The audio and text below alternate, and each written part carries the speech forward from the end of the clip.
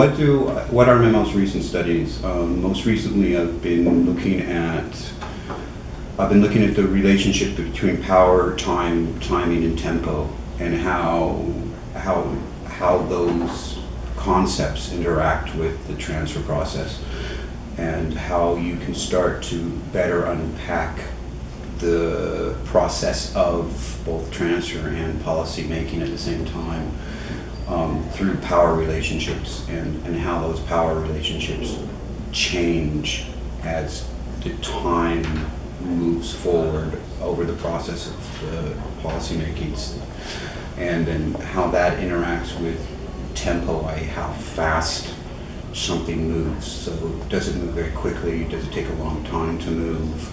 Does it run through a policy process very quickly, or is the policy process much slower? And then how that impacts what is transferred and what's done with that information. And then when you think about timing, well, there's core events or windows or agreements, something that happens that makes transfer more or less interesting or more or less desirable. So like with the economic crash with the Northern Europe and the United States went through, it opened up a window for south to north transfers, particularly some of the Brazilian models up into the northern hemisphere. And without that crash, that moment in time, that those transfers might not have occurred, or a change in the global agenda to look at poverty. All of a sudden those countries that had high incidence of poverty plus good programs for it, it opened up a window for the movement of ideas. So that's one line of research I've sort of been working with. And the second is stormwater management and the movement of what are green stormwater management techniques. They go by a lot of different names: low impact development, sustainable urban development, sustainable urban water management. So they go by very different names.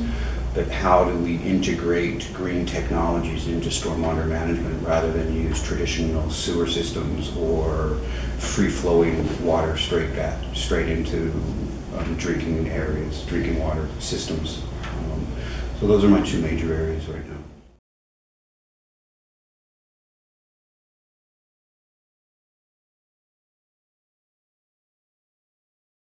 There's so many.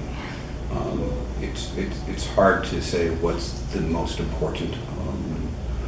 I think that when you're dealing with diffusion concepts, I think looking at networking, the network literature is very interesting. If you're looking at the transfer literature or processes, because I think they're slightly different. I think knowledge acquisition and knowledge updating is very interesting to link into the process.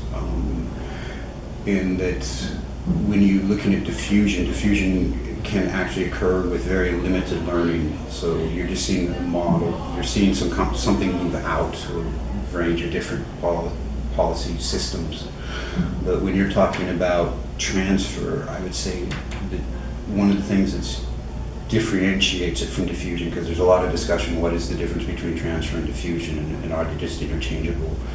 I would argue that one of the things is that with transfer there's got to be some kind of knowledge updating, or you actually change the way in which you view something, and that change in view means that you're going to, that's what is attractive of the foreign system, rather than, oh, I see something, let's just do it here, or I've read something and that sounds interesting, because if you just read something you might not learn very much, and you might not actually update your own thinking processes or knowledge basis in that sense. Well, with transfer you actually have to actively engage with the learning system and learning processes to update your existing belief system or knowledge system in some form. So I think those two, the network concepts, and when I use networking, I'm not using it in just any simple sense of a network. I think that you have different types of networks that interact with the transfer process. So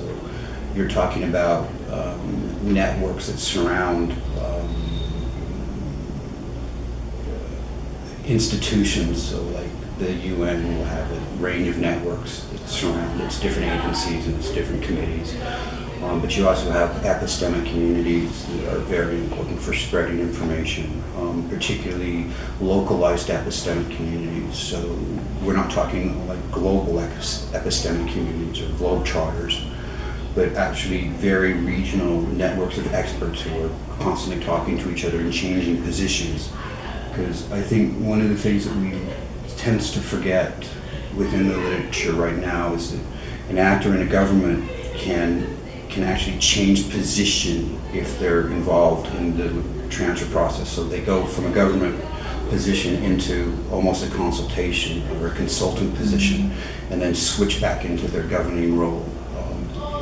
Well, never even leaving the governing roles is that they will go away for a day, take a day away, and all of a sudden hire themselves off as a consultant of the system, and then move back into their governing role. And I think one of what we sort of need to start thinking about is are they doing something different when they're acting as a consultant than when they're acting as a governing official? So are they selling something or presenting something that is different in their consultation position than in their governing position? And how do these networks, and as people move in and out of different roles within that network, how does that affect the transfer process and particularly the learning processes? What else do I think is important to study? I think most of it's important to study, but I also would say that it's very important to look at models, the interest in different ideas or models or systems change. So if you look at a traditional diffusion pattern, sort of like an S-curve, where you have quick takeoff, slow takeoff, quick, and then slowing to reversing possibly. But within that process, what you might see is this initial phase where a model is liked or an idea is liked, but then somewhere a different model jumps in, and that's when you start to see it slow down a curve, and does that new model create a new S-curve? So you might be seeing shifting S-curves spread out, and very few people look at that. We sort of tend to look at what's going on that single S-curve rather than looking at how you might actually see waves of S-curves as different models take precedent due to different events that might be occurring, particularly at the global level.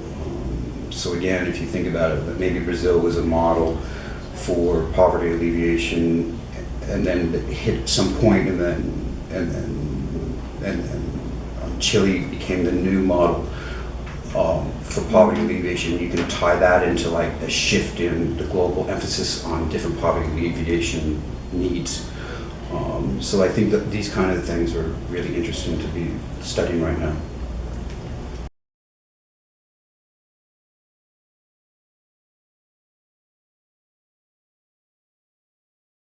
I mean, there's a range of areas. I mean, yes, so what's important and where you go, I think, are very interlinked.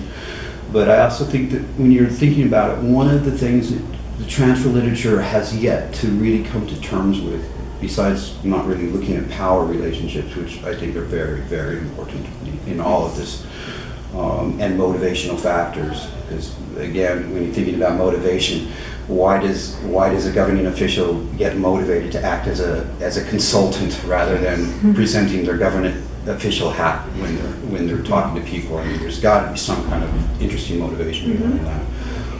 And then obviously the motivational factors of those who are providing ideas or models might be very different than the motivational factors of those on the receiving side.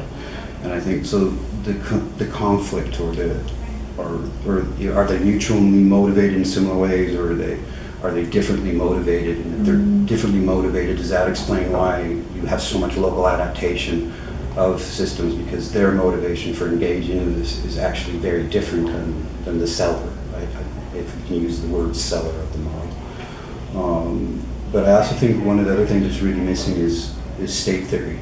And I think that we need to start thinking about is when we're talking about these international networks or international organizations, is what is their interest in selling certain or or promoting certain ideas and certain models, is there agendas there, and does state theory better explain these factors? Because I mean, just because something travels doesn't mean it's a good thing, and just because something is picked up by a lot of actors doesn't make it a good thing. I mean, so we need to sort of start thinking about, well, how do you explain motivation? Well, one of the ways you can start explaining more motivation is through state theory. So is there some kind of, I mean, I'm not going to say these are conspiracy theories, but if you look at a Gramscian type model of hegemony and hegemonic projects, are there hegemonic projects that are competing with each other right now, or conflicting with each other? And you see those being played out in the types of ideas or models or knowledge that's moving around from place to place. And then in whose interest is this?